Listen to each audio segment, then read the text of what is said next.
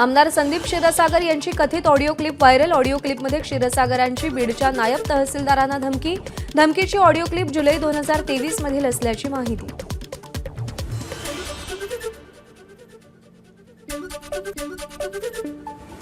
संतोष देशमुख हत्या प्रकरणातील खटला पुढच्या सुनावणीपर्यंत केज न्यायालयातच होणार। एसआयटीच्या अर्जावर न्यायालयाचे आदेश। पुढची सुनावणी 18 मार्चला होणार। पुरावे दाखवले, आता तरी कृषी विभागाच्या घोटाळ्याची चौकशी करणार का? विरोधी पक्ष नेमकं काय करतोय? अंजली दमानी यांचा एक्स पोस्ट करत संतप्त सवाल। प्रशांत कोरटकरला मुंबई उच्च न्यायालयाची नोटीस। आज सुनावणीसाठी उच्च न्यायालयात हजर राहण्याचे आदेश। सिसरा फ्रेंच कंपनीने एमएमआरडी आणि राज्य सरकारविरोधात केलेली याचिका मागे घेतली।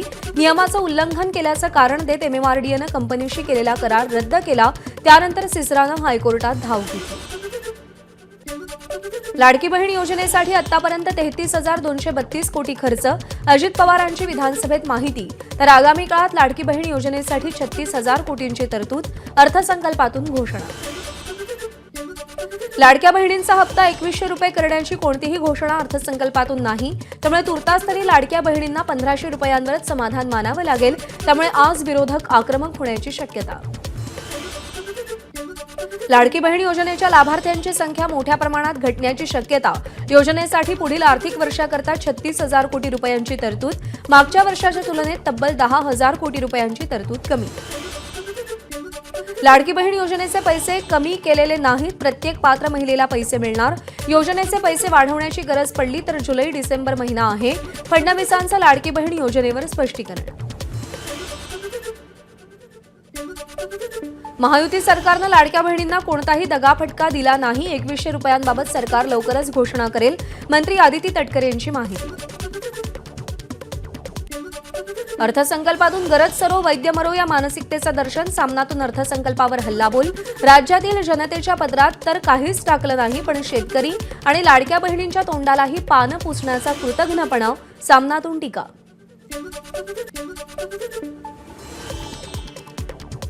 विधिमंडळाच्या गॅलरीतून जाताना फडणवीस आणि उद्धव ठाकरेंचा संवाद। तुम्ही मर्सिडीजचे भाव वाढवले नाहीत का म्हणत ठाकरेंचा मिश्किल सवाल। यानंतर हशा पिकला। अर्थसंकल्पानंतर देवेंद्र फडणवीस आणि उद्धव ठाकरेंचं हस्तांदोलन। मात्र शिंदे ठाकरेंना नजर न देताच निघून गेले। शिंदे ठाकरेंची नजरानजरही नाही। उद्धव ठाकरे आणि अजित पवारांची विधान भवनात भेट। अजित पवार, हा तुमचा अर्थसंकल्प नाही। ठाकरेंचा अजित पवारांना मिश्किल टोला।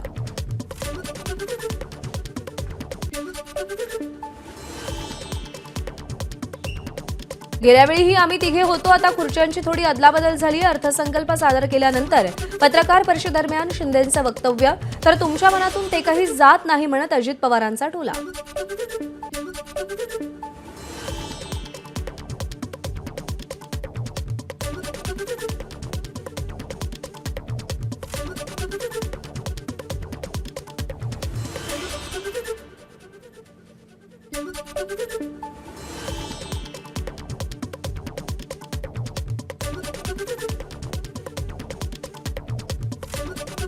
भारताच्या विकासात मोठं योगदान देणारा अर्थसंकल्प। उपमुख्यमंत्री एकनाथ शिंदेंची प्रतिक्रिया। अर्थसंकल्पात सगळ्याची सांगड घालण्याचा प्रयत्न केल्याचं शिंदेंचं विधान।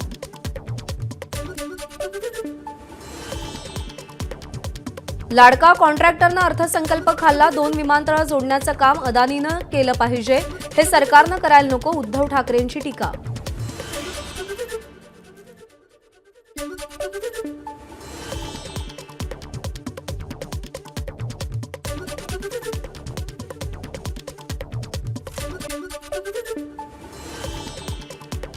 अर्थसंकल्प म्हणजे महायुतीची सोन्याची टोपी। ना बहिणींना 2100 रुपये, ना शेतकऱ्यांना कर्जमाफी। एक्स पोस्ट करत शरद पवार पक्षाची टीका। अर्थसंकल्पापूर्वी सरकारनं अनेक घोषणा केल्या, मात्र अर्थसंकल्पात तरतुदी नाहीत। सरकारनं शेतकऱ्यांना, लाडक्या बहिणींना आणि महाराष्ट्राला फसवलं। काँग्रेस प्रदेशाध्यक्ष हर्षवर्धन सपकाळ यांचा सरकारवर निशाणा। अर्थसंकल्पात सरकारनं ज्या घोषणा केल्या त्या पंचतारांकित लोकांसाठी। जयंत पाटील यांची प्रतिक्रिया। अर्थसंकल्पात अधिक असमतोल पाहायला मिळाला असल्याचीही जयंत पाटलांची टीका। काँग्रेसचे पुण्याचे माजी आमदार रवींद्र धंगेकरांचा शिवसेनेत प्रवेश, एकनाथ शिंदेंच्या उपस्थितीमध्ये पक्षप्रवेश संपन्न। यावेळी नीलम गोऱ्हे, उदय सामंत उपस्थित होते। विरोधी पक्ष निवडीबाबत भाजपनं कोणताही घटनात्मक पेच निर्माण करू नये, विनायक राऊतांचं विधान। भाजपनं भास्कर जाधवांची विरोधी पक्षनेता म्हणून निवड मान्य करावी, राऊतांची मागणी। मुंबई महानगरपालिकेवरती दावा ठोकण्याचा नैतिक अधिकार एकनाथ शिंदेंना नाही, विनायक राऊतांची टीका। शिंदेंनी स्वतःच्या स्वार्थासाठी महानगरपालिका कंगाल केल्याचाही विनायक राऊतांचा आरोप। राज्यातील अनेक प्रमुख शहरांमधील तापमान वाढलं, मुंबई, ठाणे आणि रायगडमध्ये उष्णतेच्या लाटेची नोंद। मुंबईतील सरासरी तापमानापेक्षा 5 अंश सेल्सिअस तापमान अधिक। राज्यात मार्चमध्ये उष्माघाताच्या आतापर्यंत 4 रुग्णांची नोंद, महापालिकांच्या वैद्यकीय अधिकाऱ्यांना उपाययोजना करण्याच्या सूचना। नाशिकमधील वाढत्या तापमानाच्या अनुषंगानं जिल्हा आरोग्य प्रशासन अलर्ट मोडवर। नाशिक जिल्हा रुग्णालयामध्ये प्रत्येकी 10 बेड उष्माघाताच्या रुग्णांसाठी आरक्षित, तर उष्माघात कक्ष देखील उभारण्यात आलाय। नॅशनल टेस्टिंग एजन्सीनं जेईई मेन्स परीक्षा 2025 सत्र 2च्या तारखा जाहीर केल्या।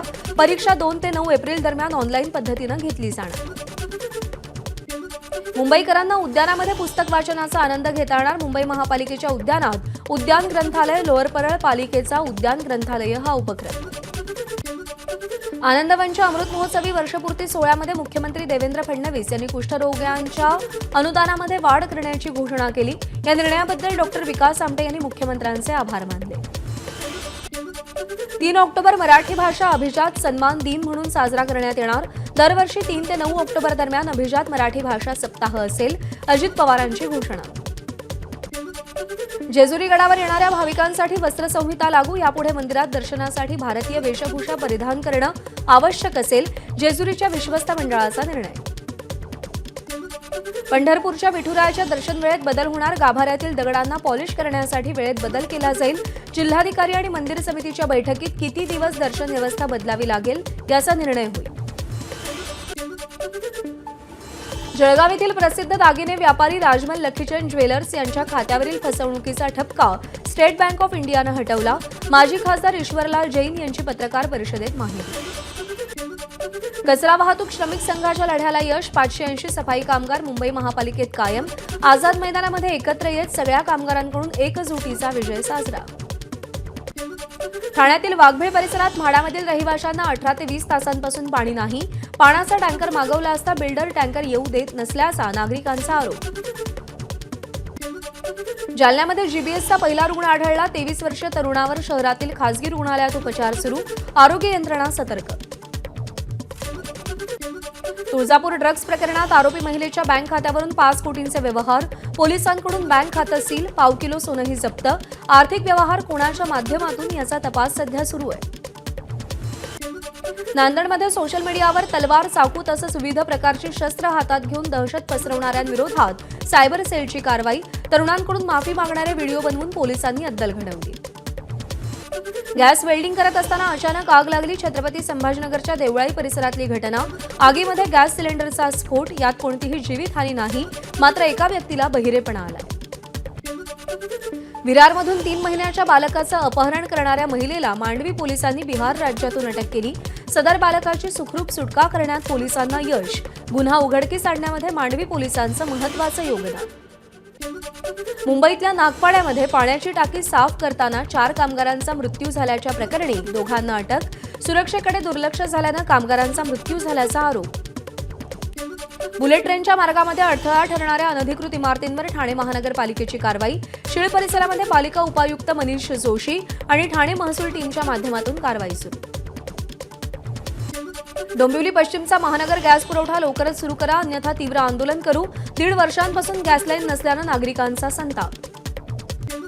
मालमत्ता कर थकवणाऱ्या मोठ्या थकबाकीदारांविरोधात महानगरपालिकेनं जप्ती आणि लिलाव कारवाईचा धडाका सुरू।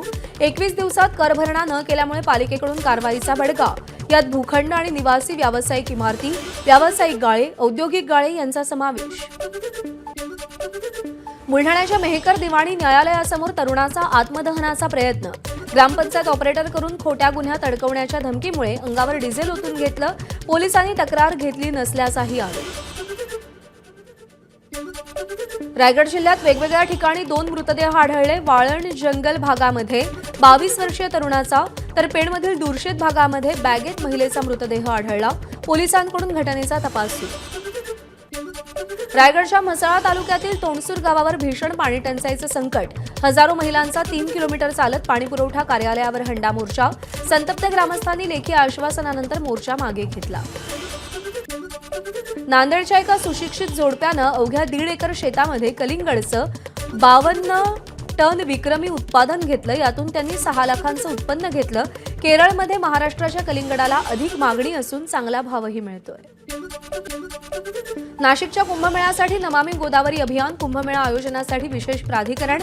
रामकाल पथ विकास कार्यक्रम हाती घेणार. अजित पवारांची माहिती. तसंच रामकुंड, काळाराम मंदिर आणि गोदावरी गोदातट परिसर विकसित करण्याचं सरकारचं उद्दिष्ट. पंतप्रधान सूर्यघर योजनेअंतर्गत सौर ऊर्जा कामांना वेग. 1,30,000 घरगुती ग्राहकांच्या छतावर सौर ऊर्जा संच. 70% ग्राहकांचं वीज बिल शून्यावर येणार. कृषी विभागासाठी अर्थसंकल्पात 9,710 कोटींची तरतूद. मोफत वीज योजनेअंतर्गत 45 लाख कृषी पंपांना मोफत वीज देणार. अजित पवारांची अर्थसंकल्पात घोषणा. गाळमुक्त धरण, गाळयुक्त शिवार योजना राज्यात कायमस्वरूपी राबवण्यात येणार. 2025-26 या वर्षामध्ये 6,45 लाख घनमीटर गाळ काढण्याचं सरकारचं उद्दिष्ट. वैनगंगा नळगंगा नदीजोड प्रकल्पाला सरकारकडून तत्वतः मान्यता. सिंधुदुर्गात देवबाग इथं सागरी सुरक्षेसाठी विशेष प्रकल्प राबवला जाणार. अर्थसंकल्पातून अजित पवारांची घोषणा. राज्यामध्ये 4,300 कोटी रुपये किमतीचा बांबू लागवड प्रकल्प राबवण्यात येणार. बांबू उत्पादक शेतकऱ्यांना प्रोत्साहन देणं, बांबूला बाजारपेठ उपलब्ध करून देणं तसंच बांबू आधारित उद्योगांना चालना देण्यासाठी बांबू लागवड प्रकल्प राबवला जाईल. विविध समाजाच्या उन्नतीसाठी 18 महामंडळं स्थापन. 18 महामंडळांच्या योजना एकाच वेबसाईटवर आणणार. अर्थमंत्र्यांची घोषणा. बचत गटाच्या उत्पादनांसाठी प्रत्येक जिल्ह्यात 1 उमेद मॉल उभारला जाईल. प्रत्येक टप्प्यामध्ये 10 उमेद मॉल उभारण्याचं सरकारचं उद्दिष्ट. आग्रा इथे शिवाजी महाराजांचं तर संगमेश्वरमध्ये संभाजी महाराजांचं भव्य स्मारक उभारणार. अर्थसंकल्पातून अजित पवारांची मोठी घोषणा. तर हरियाणातील पानिपत इथं मराठ्यांच्या शौर्याचं स्मारक उभारण्याचीही घोषणा. एबीपी माझा, उघडा डोळे बघा नीट.